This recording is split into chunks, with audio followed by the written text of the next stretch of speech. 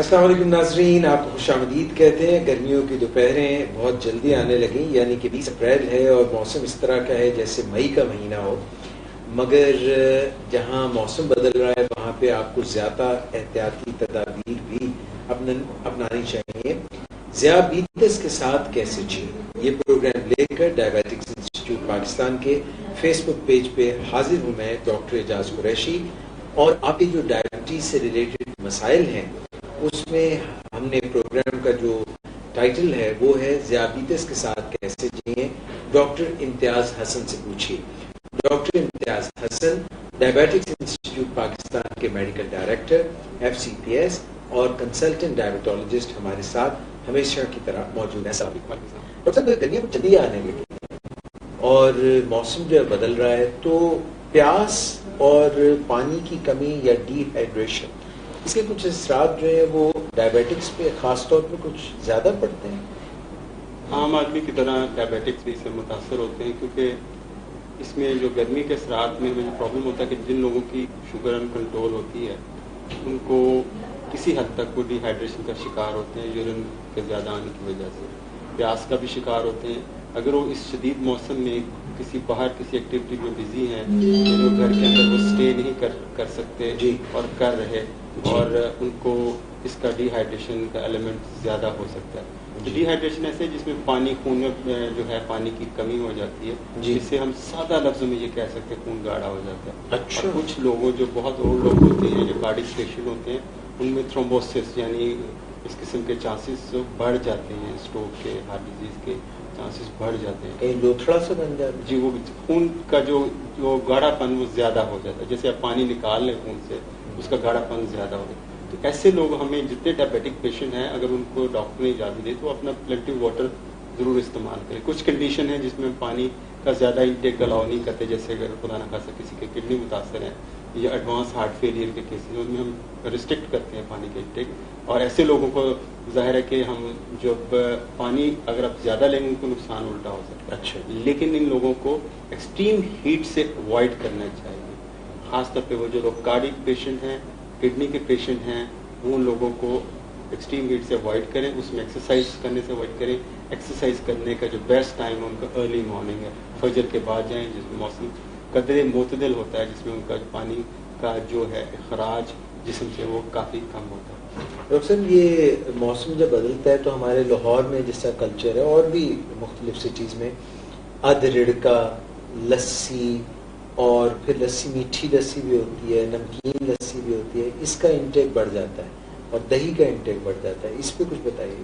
جو لسی ہے ایک بڑا اچھا مشروب ہے جو ہمیں ڈی ہائیڈریشن کو کافی حد تک کریکٹ کرتا ہے، خاص طور پہ اس میں سارے، لیکن اس کے ضروری ہے کہ مکھن یعنی ایک ایسا دہی جسے لسی بنائے جس پہ ایک موٹی ملائی کی طے ہو، اور اس کی وہ جب جاتے ہیں تو کہتے ہیں ملائی مار کے، ہاں جی، ملائی مار کے جو لسی دی جاتی ہے وہ ظاہر ہے وہ ہم اس کو ریکمینڈ نہیں کرتے۔ اگر وہ ملائی اتار کے اس میں پانی کی مقدار زیادہ ہو، اگر وہ ہائی بلڈ پریشر کے مریض نے قدر تھوڑا سا نمک ڈال کے اس کو لیا جائے تو یہ گرمی میں ایک اچھا مشروب ہے جو ایک انرجی بھی پرووائڈ کرتا ہے اور آپ کو پانی کی کمی بھی دور کرتا ہے۔ لیکن خیال رہے کہ اس میٹھی لسی نہ ہو، جیسے چینی والی نہ ہو، اور دوسرا کہ نمک کا جو حدود کے اندر ہے کہ اس کا استعمال کیا جائے۔ نمک کے اوپر بھی کچھ ریسٹرکشن؟ نمک کا ریسٹرکشن اس لیے ہے کہ جب خاص طور پہ وہ لوگ جن کے کڈنی پہ افیکٹ ہوتا ہے یا جو لوگ ہائی بلڈ پریشر کے مریض ہوتے ہیں یا ہارٹ فیلئر کے پیشنٹ ہوتے ہیں، ان میں ہم نمک کی مقدار کو ریسٹرکٹ کرتے ہیں، ہم گرامز میں لے آتے ہیں۔ دیکھیے بہت معمولی سا نمک ہے، لیکن نمک ایک تو کھلا نمک ہے جو ہم سالن میں ڈالتے ہیں، اور کچھ چیزوں کے اندر ہڈن سالٹ ہوتا ہے، مثال کے طور پر مچھلی ہے، اس کے اندر ہڈن سالٹ ہے۔ بہت ساری غذائیں ایسی ہیں جو جس کے اندر نمک کا ٹیسٹ ہوتا ہے، ہمیں ان چیزوں کو دیکھنا چاہیے، ان کو بھی اس کو بھی خاطر خواہ امپورٹنس دینی چاہیے کہ یہ وہ چیز ہم غذائیں کم سے کم استعمال کریں۔ تو کہ گرمی بڑھنے کے ساتھ ساتھ انرجی ڈرنکس کی بھی مقدار لوگ لینا شروع کر دیتے ہیں، انرجی ڈرنکس کے بارے میں بھی کچھ رائے کا اظہار؟ انرجی ڈرنک ہے یہ، اس کے اندر اگر آپ اس کے انگریڈینٹس دیکھیں، یہ ہائی کیفین کا ہوتا ہے، ینگ لوگوں کے اندر یہ بڑا پاپولر ہے، یہ انرجی میں پرووائڈ کرتا ہے، یہ جسٹ لائک بوسٹنگ ایک افیکٹ آپ کو دیتا ہے، لیکن ان دا لانگ رن اس کے افیکٹس اتنے اچھے متاثر نہیں ہوتے کیونکہ اس کے اندر ہائی کیفین کا لیول ہوتا ہے جو آپ کو اسٹیمولنٹ کا افیکٹ کرتا ہے، آپ کو ایک دم انرجی کی فیلنگ دیتا ہے مصنوعی طور پہ، اور اس کا وہ آپ کو فیلنگ ہوتی ہے، اچھی بھی لگتی ہے، لوگ عادی بھی ہو جاتے ہیں، کیونکہ افیم بذات خود ایک نشے کی وہ قسم ہے جی. تو اس کو ہم کوشش کرتے ہیں، اس پہ ڈپینڈنسی ہو جاتی ہے، فزیکل سائیکولوجیکل ڈپینڈنسی ہوتی ہے اور پھر فزیکل ڈپینڈنسی بھی ہوتی ہے، پھر اس کے بغیر آپ چلتے نہیں ہیں. ہائی انرجی ڈرنکس میں کوئی گلوکوز بھی زیادہ ہوتا ہے؟ جی گلوکوز کی مقدار کافی زیادہ ہوتی ہے، جو ڈائبیٹک پیشنٹ کو ہم ریکمینڈ نہیں کرتے وہ انرجی ڈرنکس کا استعمال کریں. دوسری طرف چائے کے بارے میں کیا خیال ہے؟ اگر چائے کا کچھ لوگ زیادہ، جیسے کراچی میں لوگ چائے کا استعمال زیادہ کرتے ہیں یا کافی کا استعمال زیادہ کرتے ہیں، اگر کوئی ڈائبیٹک ہو اس کے اوپر کوئی آپ چائے یوز کرنے کی ریسٹرکشن رکھتے ہیں، کافی کی ریسٹرکشن رکھتے ہیں؟ چائے سے بذات خود کو شاید اتنا مسئلہ نہیں ہے. چائے کے ساتھ جو اس کے لوازمات ہیں جس میں ہم دودھ کا استعمال کافی، دودھ پتی ہے جس کے اندر چائے کی مقدار تو بہت نامنل سی یعنی معمولی سی ہوتی ہے، لیکن اس کے اندر جو دودھ کی مقدار کافی، اور دودھ بھی عام طور پہ وہ جو ہائی فیٹ ملک ہوتا ہے جس کے فیٹ کنٹینٹ زیادہ ہوتا ہے، تو اور اس کے ساتھ لوگ اس کو کہتے ہیں دن میں 2 یا 3 کپ بڑے کپ جو آدھا لیٹر کے 2 یا 3 لیتے ہیں، اور اس کے خاص طور پہ جو خواتین کے اندر یہ کافی رجحان ہے دودھ پتی کا پینے کا، تو اس سے آپ کا ویٹ گین ہونے کا پرابلم ہو سکتا ہے، اس کو ذرا اوائڈ کرنا چاہیے. تو دودھ اگر لیں بغیر بالائی کے لیں، چائے لے سکتے ہیں کم دودھ کے ساتھ، اور خاص طور پہ جو ایوری ڈے کے اندر کچھ نہ کچھ شکر کی مقدار تو ہوتی ہے، تو ایوری ڈے کو ہم ریکمینڈ نہیں کرتے ٹی وائٹنر کے طور پہ، اس طرح کے جو پاؤڈرز ہیں جو ٹی وائٹنر کے طور پہ استعمال ہوتے ہیں وہ ریکمینڈ نہیں کرتے. تو تیز پتی والی چائے، تیز پتی والی چائے ہے یا 2 سیشے ہے، گرین ٹی ہے، یہ آپ کا جتنی چاہے حسب ضرورت آپ دے سکتے ہیں. ٹھیک ہو گیا. اچھا ڈاکٹر صاحب، یہ اب موسم کے ساتھ ساتھ وہ آلو بخارے کا شربت اور بادام کی سردئی اور کیا اس کو کہتے ہیں، یہ جو ایک وہ ڈالتے ہیں، اور ہمارا ستو، ان کے یہ جو ہمارے لوکل ڈرنکس ہیں ان کے بارے میں کیا؟ اگر مجھے آپ ریٹنگ پہ کہتے ہیں یہ 3-4 ڈرنکس کا نام لیے، تو میں ستو کے ساتھ جو اگر آپ لیتے ہیں جس میں اگر آپ شکر استعمال نہیں کرتے تو وہ میرے خیال سے گڑ ڈال لیتے ہیں، شکر وہ بھی میٹھے کی قسم میں آتا ہے، آپ جیسا آرٹیفیشیل سویٹنر یوز کر سکتے ہیں تھوڑی سی مقدار کے اندر، لیکن ستو کا جو پانی ہے اور دوسرا وہ کافی بہتر، کہ ستو ایک ہائی فائبر اس کے اندر ہوتا ہے اور انڈائجسٹیبل فائبر ہوتا ہے، جو آپ جو پیشنٹ کے قبض کے لیے بھی فائدہ مند ہے اور شوگر کے لیے بھی کافی فائدہ مند ہے. اور اسی طرح سکنجبین ایک جس کو ہم کہتے ہیں، ایک بڑا اچھا ڈرنک ہے، اس میں اگر نمک کم مقدار میں ڈالا جائے، خاص طور پہ تھوڑا سا نمک اس کے اندر، کیونکہ یہ لیمو کے اندر جو ہے پوٹیشیم کا کنٹینٹ زیادہ ہوتا ہے، تو جب ہم پسینے ہمیں گرمیوں میں جب زیادہ آتا ہے یا خاص طور پہ حبس کے دن ہوں گے تو اس میں ہمارا پوٹیشیم بھی لوز ہوتا ہے، سوڈیم بھی لوز ہوتا ہے، تو ہمیں اس کا سکنجبی کا جو استعمال ہے سکنجبین کا وہ کافی جو ہے بہتر طور پہ. لیکن یاد رکھیں اگر آپ کے ڈاکٹر نے نمک کے زیادہ استعمال سے منع کیا تو اس میں بھی نمک کی مقدار کا خاص طور پر خیال رکھیں. ٹھیک ہو گیا. تو میں نے کہا گرمی کا موسم آتا جا رہا ہے تو آپ سے یہ چند ہدایات لے لیں. اور ڈاکٹر صاحب پچھلی دفعہ ہم نے کافی ڈائٹ کے متعلق زیادہ بات چیت بھی کی تھی اور کچھ چیزیں یاد اب مجھے پڑ رہا ہے. اچھا، یہ جو اولیو آئل ہے یہ ہم کوکنگ میں استعمال کرتے ہیں، ریکمینڈ بھی کرتے ہیں. اس میں جو پومس اولیو آئل ہے یا ایکسٹرا ورجن اولیو آئل ہے، اور اس کی کتنی مقدار، اور پھر ایک یہ بھی خیال ذہن میں آتا ہے کہ ہمارا جو کھانا ہے اس کو پکایا بہت جاتا ہے اور اولیو آئل جو ہے اس سے کوئی ڈی نیچر ہو جاتا ہے. ہمارے لیے کون سے کھانے کے لیے، ہماری ٹائپ کا جو کھانا ہے جس کو کافی پکایا جاتا ہے، اس کے لیے آپ کون سا آئل ریکمینڈ کرتے ہیں؟ یہ ہائیڈروجنیٹڈ آئلز کیا ہوتے ہیں؟ اس کے متعلق تھوڑا بتائیے. یہ بڑا اچھا سوال ہے، بہت سارے لوگ اس کے بارے میں پوچھتے بھی ہیں.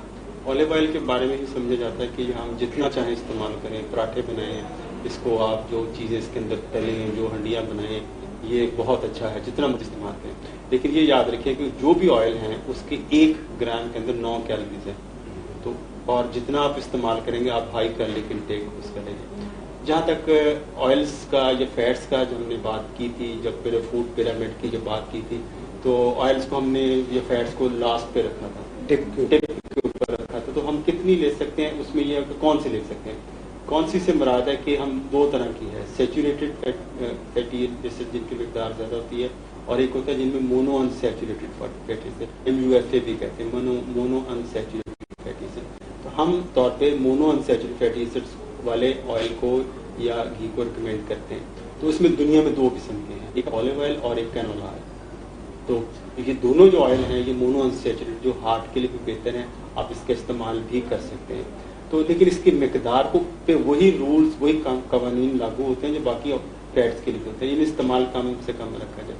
دوسرا کہ ہمارے ہاں جو کھانوں کو بڑی بے دردی سے گرم کر کے پکا کے بھونا جاتا ہے, میں اس کو بھوننا تو نہیں کہتا, میں فرائنگ کہتا ہوں. ایکچولی ہم فرائی کر رہے ہوتے ہیں کسی بھی گوشت کو, کسی بھی سبزی کو فرائی کر رہے ہوتے ہیں. اگر دال کو فرائی نہیں کر سکتے ہم بعد میں تڑکا لگاتے ہیں تو اس میں ہائی کنٹینٹ فیٹ ہم ایڈ کر کے اس کی ٹھیک ہے پیلیٹیبلٹی یعنی اس کا ذائقہ تو بہت بہتر ہو جاتا ہے, لیکن اس کے اندر وہ جو ایلیمنٹ ہم جو غذائیت کا لینا چاہ رہے ہیں, جو فائدہ پہنچانا چاہ رہے ہیں, وہ ہم بھول جاتے ہیں.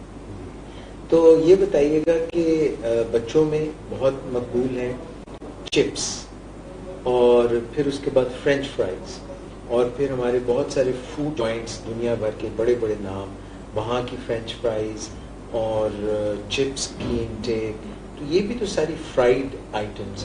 جی, فرائیڈ آئٹمس کو جہاں تک وہ اوائڈ ہمیں کرنا چاہیے, کیونکہ فرائیڈ جو بھی چیز ہوگی اس کے اندر یا تو آپ فیٹ کے ساتھ آپ کو چینی یا شوگر لینی پڑے گی, یا اس کے اندر نمک ہوگا. اچھا, دونوں چیزیں. دیکھیں چپس لیں گے ہوگا, اگر مٹھائی ہوگی وہ بھی اس گھی کے اندر بنی ہوگی یا فیٹ کے اندر بنی ہوگی یا میٹھا ہوگا. تو اگر آپ اس سے جو جس کو کہتے ہیں دوبالا ہو جاتا ہے, اس کا جو نقصان ہے دو آتشا ہو جاتا ہے, کیونکہ ذائقہ اس سے وہ ضرور بہتر ہوتا ہے, لیکن اس کو ہمیں آہستہ آہستہ ہمیں نیچر کی طرف جانا چاہیے. ہمیں جو اس طرح آرٹیفیشل فیٹس کی میٹھے کی جگہ ہم فروٹس کا استعمال ہمیں کرنا چاہیے. فریش فروٹس اگر لیں اس کا جو بہت زیادہ فائدہ مند ہو سکتا ہے, کہ جہاں پہ میٹھے کی طلب ہو, جی ہم نے کچھ میٹھے کی طلب, تو ہم فروٹس کا استعمال کریں. فروٹس جو نیچر کی طرف سے ایسی چیز ہیں کہ جس کے اندر فائبر بھی ملتا ہے, وائٹامنس بھی ملتے ہیں, آپ کو فلوئڈ بھی ملتا ہے, اور گلوکوز کی جو مقدار, جو مناسب مقدار وہ آپ کو مل جاتی ہے. اور گلوکوز جو فروٹس کے اندر عام طور پہ ہوتا ہے وہ زیادہ وہ فرکٹوز کی شکل میں ہوتا ہے, جس کا پاتھ پہ کچھ اور ہے, تو وہ اتنا نقصان دہ نہیں ہوتا جتنا ہم ڈائریکٹ فیٹ سے جو گلوکوز ساتھ ملا ہوتا ہے وہ نقصان دہ ہوتا ہے. تو ڈاکٹر صاحب یہ جو آپ بات کہہ رہے ہیں, اس کا مطلب یہ ہوا کہ ہمیں انحصار فرائیڈ آئٹمس پہ کھانے پینے میں کم کرنا چاہیے. بالکل. دیکھیں ہمیں نیچر کے قریب تر رہنا چاہیے. ڈائبٹیز کیا ہے, اگر آپ نیچر کے قریب تر رہیں, جتنا غذاؤں کو سادہ حالت میں لیں, ٹھیک, وہ اتنا ہی اچھا ہے, اتنا ہی نیچر میں نہیں کہتے کہ فرائی کریں. وہ ایک چھوٹی مائلڈ سی کوکنگ ہے جس کے اندر اس کو پک جائے, اس کا ٹینڈر ہو جائے, جس کو ہم کھا سکیں, چبا سکیں, اس طرح فوڈ ہم لیں. اگر فرائی کرتے ہیں, گھی ڈالتے ہیں, مسالے ڈالتے ہیں, تو بیسیکلی ہم نیچر کو خراب کر رہے ہوتے ہیں, دور جا رہے ہوتے ہیں نیچر سے. تو جتنا ہم نیچر کے قریب رہیں گے اتنا ہم سکھی رہیں گے. ڈاکٹر صاحب baked items, bakery items, white flour کی آئٹمس, ان کے متعلق کہتے ہیں. جتنی بھی بیکری آئٹم ہیں, ہمیں بہت سارے لوگ کہتے ہیں جی ہم بران, اس کے اندر اتنے % بران ہے اور یہ ہے, ٹھیک ہے, اس کے اندر ایک فائبر ہائی فائبر ہوتا ہے, لیکن میں پھر وہ کہتا ہوں کہ جب آپ بات کرتے ہیں بیکری آئٹم کی بات, کوئی بھی بیکری پروڈکٹ آپ کو گلوکوز اور فیٹ کے بغیر وہ تیار نہیں ہوتی. اور عام طور پہ میدا استعمال ہوتا ہے. میدا جو ہوتا ہے وہ ایسا سفید آٹا ہوتا ہے جس کے اندر جس کا گلائسیمک انڈیکس یعنی شوگر بڑھانے کی جو کیپیسٹی ہے وہ کافی زیادہ ہوتی ہے, اور اس کے بھی اندر فیٹ آپ کو مکس کیے جاتے ہیں, تو اس سے گلوکوز لیول عام طور پہ ڈسٹرب ہوتا ہے. اگر آپ بیکری پروڈکٹس لینا چاہتے ہیں تو اس میں بریڈ اگر جیسے ہے سلائس اس کے ہیں, اگر پرسنٹیج اس کے اندر فائبر کی زیادہ ہے وہ آپ لے سکتے ہیں. لیکن ایک میرے پیشنٹ ہیں تو بیکری ان کی ہے, تو میں نے اس سے پوچھا آپ براؤن بریڈ کا کیا کرتے ہیں. انہوں نے ایک بڑا عجیب و غریب انکشاف کیا ہے.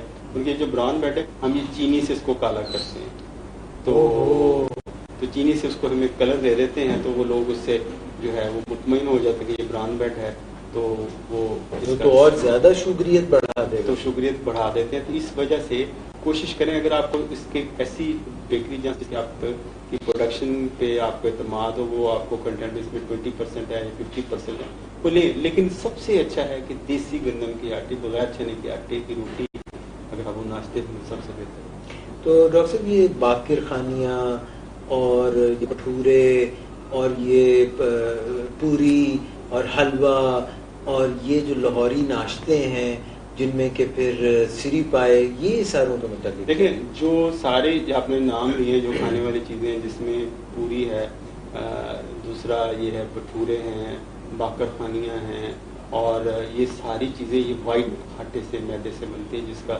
شوگر بڑھانے کی کیپیسٹی عام آٹے کی نسبت کافی زیادہ ہے. تو کوشش کیا جائے کہ ایسی چیزوں کو اوائڈ کیا جائے. اور پھر بھی یہ فیٹ کے ساتھ ایسوسیٹڈ ہے.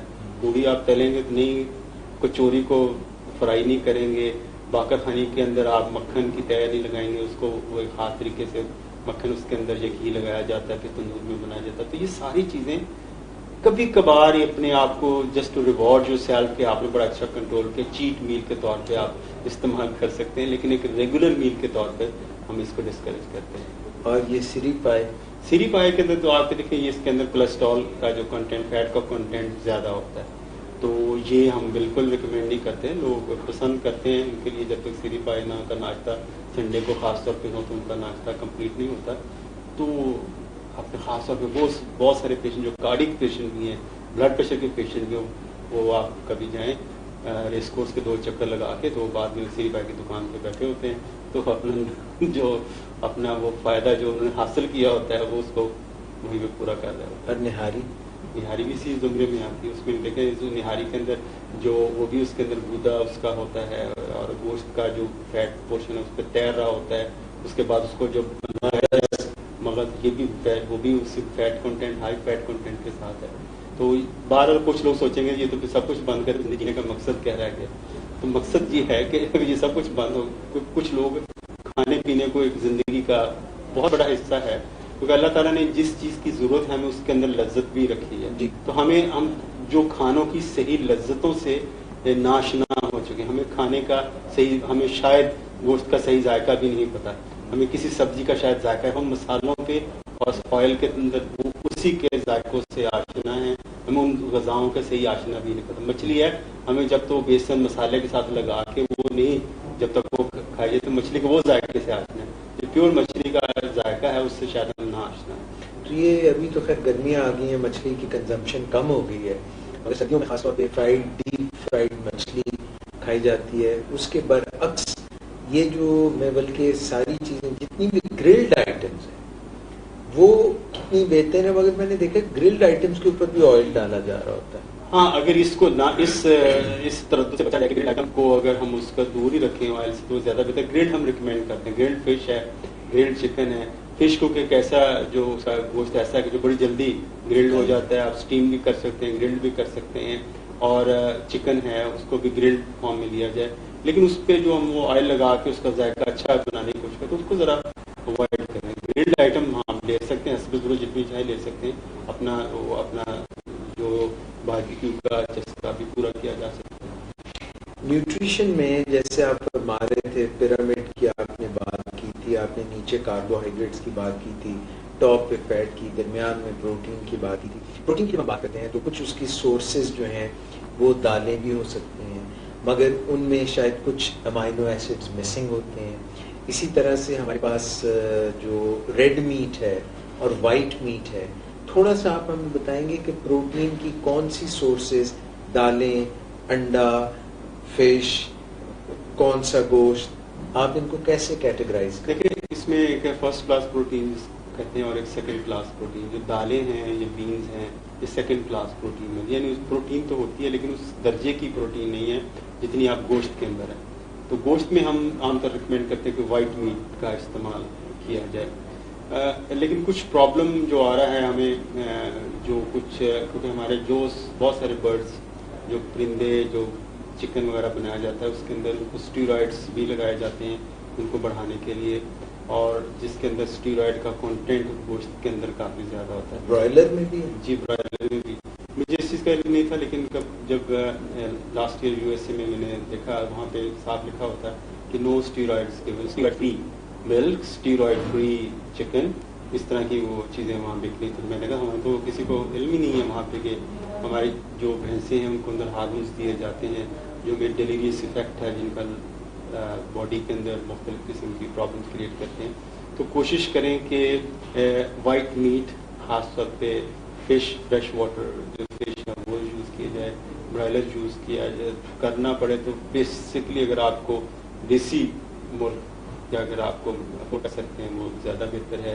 اسی طرح جو انڈا لے سکتے ہیں, انڈے میں بھی کچھ ایسے ہیں جن کو اندر فارمز کے انڈے ہیں یا کچھ لوگ دیسی انڈے ہیں, لیئرز ہیں. ہاں جی, تو وہ ایسی چیز پھر وہی بات ہے کہ نیچر کے جو پہلے ہمارے جن چیزوں پہ نیچرل طریقے سے جن جانوروں کو گرو کیا جائے اس کی اگر انڈے لیا جائے تو زیادہ مناسب ہے.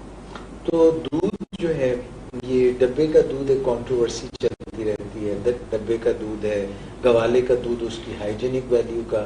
ابھی آپ فرما رہے تھے کہ کئی دفعہ جب وہ بھینسوں کو ٹیکا لگاتے ہیں ییلڈ ملک کی بڑھانے کے لیے آکسیٹوسن وغیرہ اس قسم کی چیزیں دیتے ہیں, تو جائیں کہاں؟ ہاں, یہ ہم لوگوں کا خاص طور پہ بڑا اس میں گورنمنٹ کو بڑا ایک اسٹرکٹ ایکشن لینے کی, جیسے فوڈ اتھارٹی ہے امریکہ کے اندر, جو ایف ڈی ہے فیڈرل جو ہے جو فوڈ اینڈ ڈرگ ایڈمنسٹریشن ہے, پاکستان کے بڑے اسٹرانگ ہونے جو ہر فوڈ کو پاس کرے. لیکن اب یہ ہے کہ کوشش کریں, جیسے کچھ ملک ایسے ہیں مارکیٹ کے اندر جو ڈبے کا ملک ہیں لیکن ان کے اپنے فارمز ہاؤس سے لیے ہوئے ہیں, جن کی اتھینٹسٹی ہے, جن میں آسٹریلین کاؤ سے ملک لیا. کچھ کمپنی ایسی ہیں جو ڈائریکٹ گوالوں سے ملک کو خریدتی ہیں, تو اس کے رسپیکٹو انہوں نے گوالوں میں اس کو ملک کو کیسے اس کا حاصل کیا ہے. میرے خیال سے اس کو ذرا اسکروٹنائز کر لینا چاہیے. وہ ملک لیں جو کمپنیاں جن کے اپنے فارم ہاؤسز ہیں اور اپنے ڈیری فارمز ہیں, وہاں سے وہ ملک کی پروڈکشن دے رہے ہیں, اور اس پہ انہوں نے کلیئرلی مینشن کیا اس کے اندر نو اسٹیرائڈس, کیونکہ میں نے ایک دو چیزیں دیکھے ہیں ڈبے جس پہ انہوں نے کلیئرلی مینشن کیا اس میں کوئی کیمیکل کوئی ایڈیٹو نہیں ہے. اچھا, یہ جو کیمیکل اور ایڈیٹیوز ہوتے ہیں اور جو شیلف لائف بڑھا دیتے ہیں, اور جو کینڈ فوڈ ہوتا ہے اور پیکج فوڈ ہوتا ہے, اور جو ابھی آپ نیچرل فوڈ کی طرف رغبت دلانے کی بات کر رہے ہیں, اس کے برعکس کینڈ فوڈ, پیکج فوڈ اور جن میں پریزرویٹیوز ہوتے ہیں, ایڈیٹیوز ہوتے ہیں, اس کے اوپر کچھ فرمائیے. جو کینڈ فوڈ اور پریزرویٹیو جو پریزرو کی ہوتی ہے جو فوڈ ہوتے ہیں, ہمیں کوشش کریں کہ نیچرل طریقے سے جو آپ فروٹس, میں پھر وہی کہوں گا نیچرل ہو اور آرگینک ہو, یعنی وہ جو چیز بالکل نیچر کے قریب ہو. کیونکہ اچھا بہت سارے اس میں ایک اور آج کل دنیا کے اندر بڑا کانسیپٹ پاپولر ہو رہا ہے, تو اس بات دوسری طرف چلی جائے گی کہ جو گندم ہے اس کو نیچرل طریقے سے نیچرل کھاد سے بجائے کوئی کیمیکل فرٹیلائزر کے ساتھ آپ اگائیں, اس کو نیچرل جو فرٹیلائزر ہے اس کے ساتھ اگایا جاتا ہے. فروٹس ایسے ہیں جو بالکل نیچرل طریقے سے گرو کیا جاتا ہے, جس کے اندر کوئی کیمیکل کوئی سپریز نہیں کیا جاتے. آلدو اس کے اندر ییلڈ کا فرق ضرور پڑتا ہے, کم ہو جائے گی لیکن اس کی کاسٹ اس کی بڑھ جاتی ہے. یہ پوری مہذب دنیا کے اندر ایک بڑا کانسیپٹ ہے, آرگینک فوڈ ملتی ہے آپ کو اسٹور پہ اور تھوڑی سی مہنگے داموں ملتی ہے. تو یہاں پہ ایک کانسیپٹ ہے کسی حد تک ہے, لیکن ہمیں اس کانسیپٹ کو آگے بڑھانے کی ضرورت ہے. ہمیں جتنی بھی چیزیں آرگینک ہے اس کو زیادہ سے زیادہ ہمیں استعمال کرنا چاہیے. تو اس میں ہم کوشش کریں کہ جو کینڈ فوڈ ہے اس پہ دیکھ لیں کتنا ہے, وہ پریزرو فوڈ ہے, وہ اس کا وہ ٹیسٹ میں شاید وہ نہیں ملے گا جو آپ کو ایک نیچرل. جس کی مثال ایسی ہے کہ بہت سارے لوگ پائن ایپل اگر لیتے ہیں کچھ ڈبوں میں آتا ہے, اگر آپ جو فریش پائن ایپل کھائیں اس کا ٹیسٹ کچھ اور ہے اور اس کا کچھ ٹیسٹ اور ہے. ڈاکٹر امتیاز حسن ہمارے ساتھ ہیں, موجود ڈائبٹالوجسٹ ہیں, کنسلٹنٹ ڈائبٹالوجسٹ ہیں, گزشتہ 25 سال سے پریکٹس کر رہے ہیں, ڈائبٹکس انسٹیٹیوٹ پاکستان کے میڈیکل ڈائریکٹر ہیں. ہم غذا کے متعلق بات کر رہے ہیں.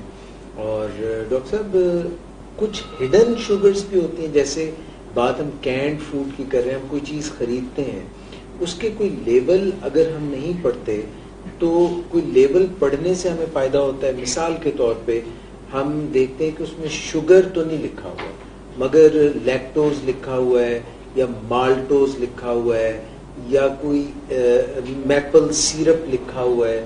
اس طرح کے ہمیں یہ ذرا دیکھ لینا چاہیے.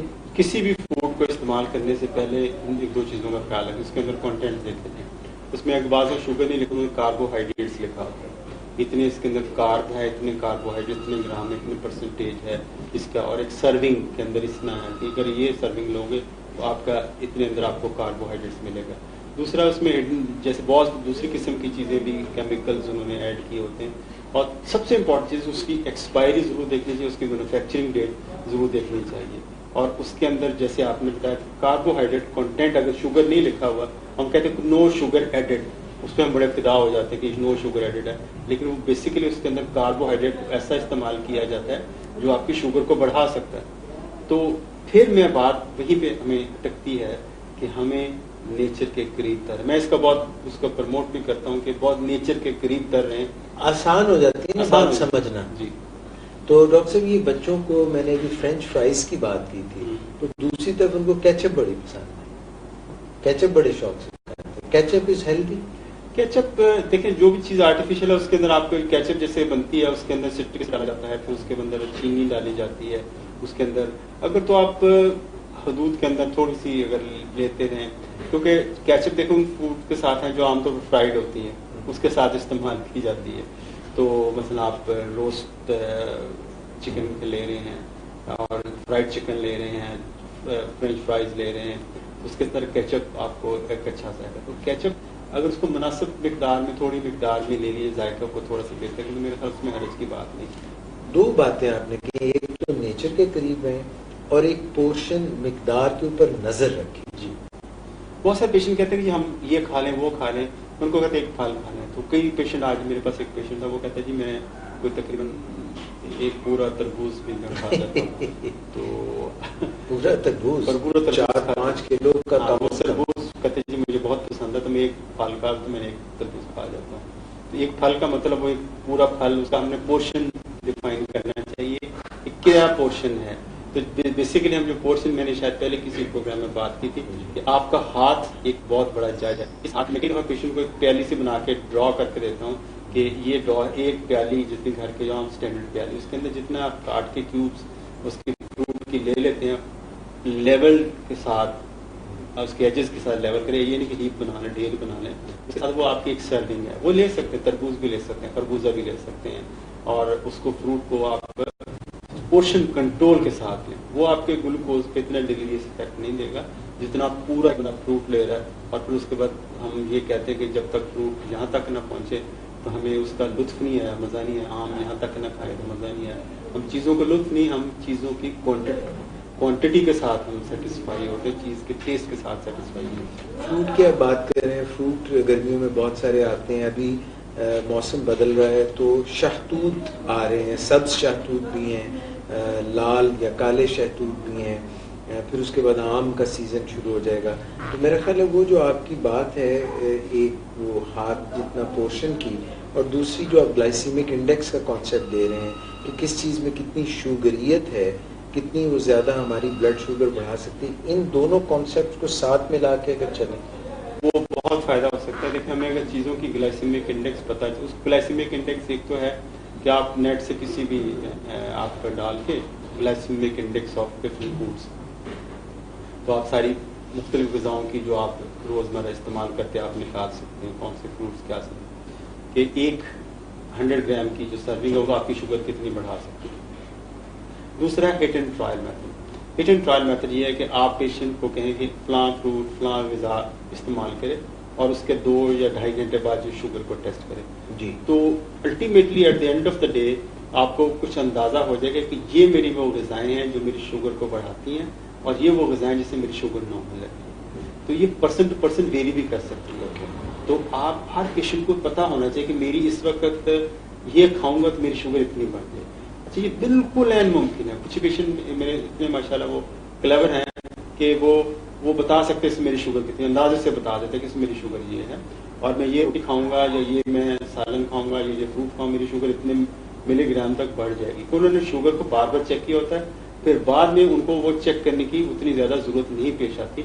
उनका जिस्म, उनका अंदाज़ा उनको खुद ही बता देता है कि वो कहाँ पे है। डॉक्टर साहब, ये एक बड़ा कॉम्प्लेक्स और मुझे बड़ा हैरान भी करता है और कुछ समझने में भी दिक्कत होती है। ये कार्ब काउंट का कॉन्सेप्ट क्या है और ये क्या चीज़ है? कार्ब काउंट है तो एक पुरानी टर्मिनोलॉजी, पाकिस्तान के अंदर एक पुरानी है, कुछ लोगों को इसका इल्म है, मोस्टली फिजिशियंस को भी इल्म नहीं है, पेशेंट्स को भी शायद इल्म नहीं है। कार्ब काउंटिंग एक ऐसी टेक्निक है जिसमें खास तौर पे वो लोग जो इंसुलिन का इस्तेमाल करते हैं, टाइप 1 डायबिटिक जो इंसुलिन पे होते हैं, वो अपनी ग़िज़ा को बराह रास्त अपनी खुराक के मुताबिक यूनिट्स लगा सकते हैं कि ये उनके सामने अगर खाना रख दिया जाए, अगर वो टेक्निक से आगाह हैं कि ये खाना, ये रोटी, ये स्लाइस, ये बर्गर, ये सैंडविच में शुगर इतनी, इसके अंदर कार्ब है और इतने कार्ब के लिए मुझे इतने यूनिट चाहिए और मुझे कितनी इंसुलिन लगानी होगी इस खाने को कवर करने के लिए।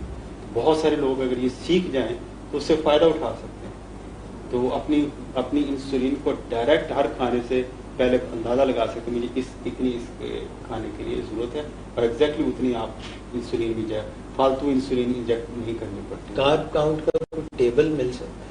टेबल नहीं है, इसकी टेक्निक है, थोड़ी सी प्रैक्टिस के साथ सीखी जा सकती है। इसमें थोड़ी सी एक दो बेसिक कॉन्सेप्ट हैं कि कार्ब काउंटिंग कैसे की जाती है। नेट पे अवेलेबल है? नेट पे अवेलेबल है कि एक जो है एक रोटी के अंदर कितने कार्ब हैं, एक केले के अंदर कितने कार्ब हैं, एक दूध का गिलास उसके अंदर कितने कार्ब हैं, एक दही के पाव दही के अंदर कितने कार्ब हैं, एक गिलास एक प्लेट चावल के अंदर कितने कार्ब हैं, वो लिखा होता है, वो आपको लिस्ट मिल सकती है।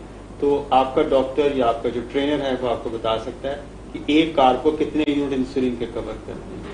तो आपके सामने वो ग़िज़ा रखी जाती है, फिर अपना आप शुगर टेस्ट करते हैं। तो आप शुगर को टेस्ट करके शुगर का फैक्टर भी, इसको कहते हैं करेक्टिंग फैक्टर। एक तो आपने कार्ब से अंदाजा लगा लिया इसको मुझे 10 यूनिट मिसाल के तौर पे खाने के लिए चाहिए, लेकिन मेरी शुगर इस वक्त अगर 200 है तो 200 को मैंने 110 पे लाना है, तो जो 80 का डेफिसिट है तो उसको मैंने कितने यूनिट से कवर करना है, इसको कहते हैं करेक्शन फैक्टर। तो ये वाले यूनिट और वो वाले यूनिट को ऐड करके आप टोटल यूनिट लगाएंगे। जबरदस्त।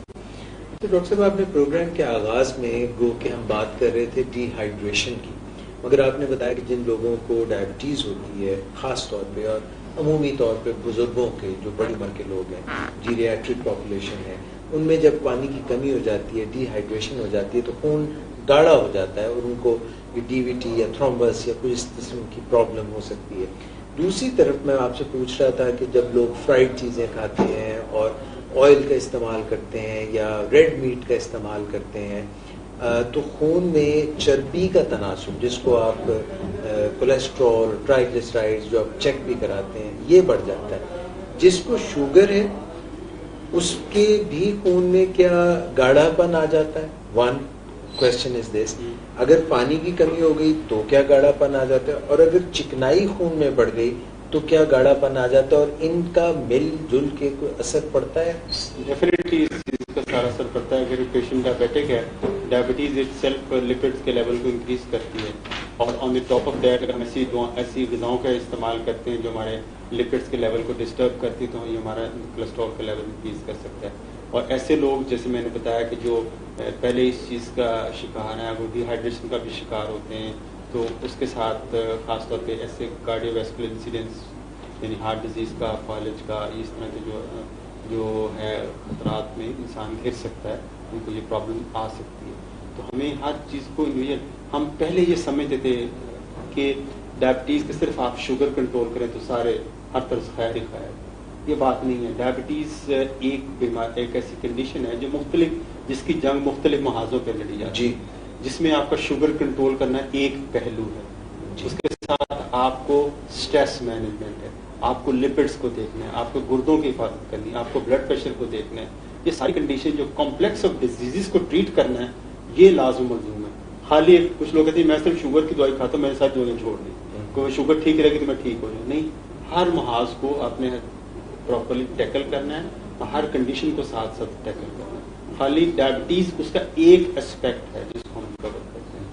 डॉक्टर साहब, जो लोग मछली ज़्यादा खाते हैं सर्दियों में या दालें ज़्यादा खाते हैं, इनमें कोई जोड़ों की दर्द या कोई ऐसी प्रॉब्लम भी हो सकती है? देखिए, यूरिक एसिड बाज़ का आता है, रेड मीट जो लोग ज़्यादा लेते हैं, ये सब्ज़ पत्तों वाली सब्जियाँ हैं, उसके अंदर यूरिक एसिड बढ़ जाता है। कुछ लोगों के अंदर ये सिम्प्टोमेटिक लेवल होता है। यूरिक एसिड का जो होता है, जैसे गाउट एक बीमारी है, जिसके अंदर एक जोड़ के अंदर जो यूरिक एसिड डिपॉजिट हो जाता है, जिसमें पेनफुल कंडीशन में चला जाता है। और वैसे भी कुछ कंडीशन ऐसी होती है टाइप 2 डायबिटीज जिसमें वैसे यूरिक एसिड ज़्यादा होता है, तो ऐसे लोगों को ऐसी चीज़ें जिसमें दालें हैं, यानी जो जैसे चने की दाल है या साबुत मसर हैं और सब्ज़ पत्तों वाली सब्जियां हैं और रेड मीट है, ये बहुत कम मिकदार में इसकी जो मिकदार को कम लेना चाहिए, ताकि ये वो अपना जो उनका लेवल है यूरिक एसिड का वो बढ़े।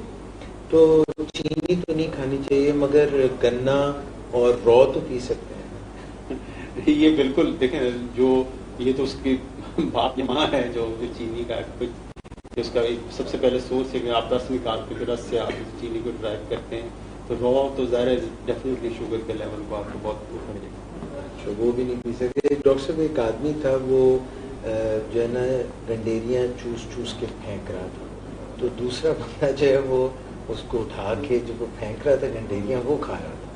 तो उसने मुड़ के देख लिया, नोटिस कर लिया, उसने कहा किस किस्म के तुम आदमी हो, मैं जो चीज़ फेंक रहा हूँ तो तुम बड़े कंजूस आदमी, वो खा रहे हो तुम। उसने कहा कंजूस तो तुम हो, جو کہ کوئی اس میں جوس ہی نہیں چھوڑتے جو پہنتے ہو. ڈاکٹر صاحب تھینک یو ویری مچ. آج بھی آپ سے بڑی سیر حاصل گفتگو رہی اور کچھ نہ کچھ تشنگی پھر بھی رہ جاتی ہے.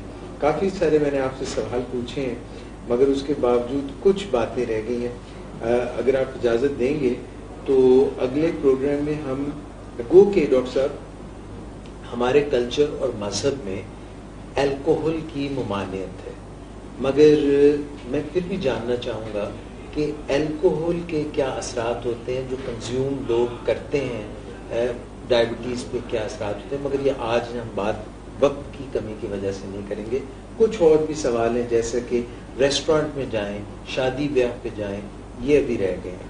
سو یہ ہم آپ سے جب بھی نیکسٹ ہمارا پروگرام آپ کے ساتھ ہوگا جو کہ ہم اسی ایوری تھرسڈے کرتے ہیں 5 سے 6 ولنگ اس پہ ڈائبیٹکس انسٹیٹیوٹ پاکستان پہ, ویسے ہمارا پروگرام جو اور بھی ہمارے فیس بک پیجز ہیں ان پہ بھی ہم شیئر کرتے ہیں, یوٹیوب پہ بھی شیئر کرتے ہیں.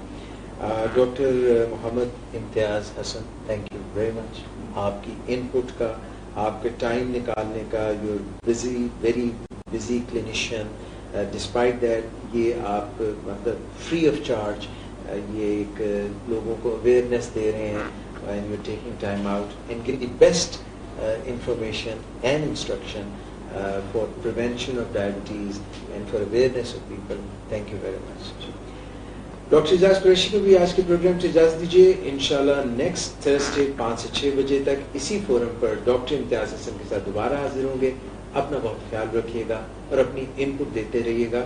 یاد رکھیے گا کہ ڈاکٹر امتیاز حسن جو ہی ٹائم ملتا ہے جو آپ کے کامنٹس ہوتے ہیں ان میں زیادہ سے زیادہ کوشش کرتے ہیں کہ ان کا بھی جواب دیا جائے. اپنا بہت خیال رکھیے گا. اللہ حافظ.